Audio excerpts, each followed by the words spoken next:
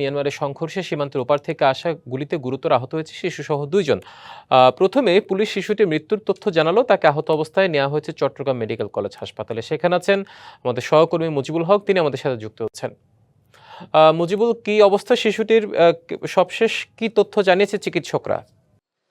হিমাদ্রি, একটু আগেই টেকনাফে সীমান্তে যে শিশুটি গুলিবিদ্ধ হয়েছে সেই শিশুটিকে চট্টগ্রাম মেডিকেল কলেজ হাসপাতালে আনা হয়েছে এবং চিকিৎসকের মাধ্যমে আমরা মূলত যেটি জানতে পেরেছি, এই মুহূর্তে শিশুটিকে নিবিড় পরিচর্যা কেন্দ্র আইসিইউতে নেওয়া হয়েছে এবং তার অবস্থা আশঙ্কাজনক বলে চিকিৎসকরা আমাদেরকে জানিয়েছেন। মোটা দাগে যে মেডিকেলের পরিচালক আমাদেরকে জানিয়েছেন। আপনি জানেন যে মিয়ানমারের অভ্যন্তরে যে সশস্ত্র সংগঠনগুলোর মধ্যে যে সংঘর্ষের ঘটনা, সেই ঘটনায় শনিবার রাত থেকেই পুরো টেকনাফ যে সীমান্ত, সেই সীমান্তে উত্তেজনা ছিল।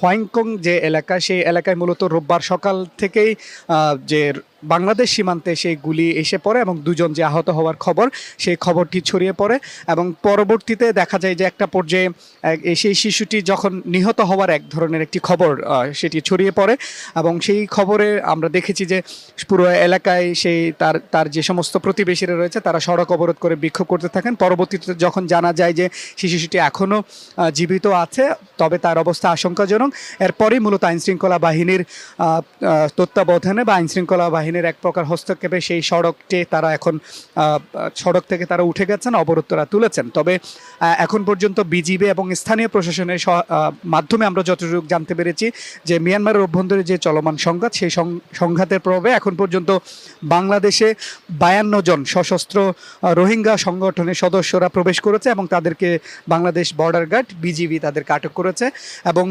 এখনও পর্যন্ত সেই জায়গাগুলোতে অভিযান চলমান রয়েছে বলে আমরা জানতে পেরেছি। আপনি জানেন যে মিয়ানমারের যে অভ্যন্তরীণ সংঘাতগুলো বা আরসা, আরএসও সহ যে সশস্ত্র সংগঠনগুলো রয়েছে, সেই সংগঠনগুলোর মধ্যে যে বিশেষ করে মিয়ানমার সেনাবাহিনী সহ, অর্থাৎ সেখানে যে ত্রিমুখী এক ধরনের সংঘর্ষ চলছে, সেটি তো দীর্ঘদিন ধরে আপনি জানেন। এর মধ্যে আমরা বিভিন্ন সময় মিয়ানমার সীমান্তে বড় ধরনের ঘটনার কথা শুনে আসছি এবং সবশেষ আজকে সকালে কিন্তু সেই ঘটনাটি ঘটেছে এবং 2 জন গুলিবিদ্ধ হচ্ছে এবং সবশেষ তথ্য হলো শিশুটিকে চট্টগ্রাম মেডিকেল কলেজ হাসপাতালে নেওয়া হয়েছে এবং আনা হয়েছে এবং তাকে আইসিইউতে কিন্তু চিকিৎসা চলছে। মুজিব, ধন্যবাদ আপনাকে।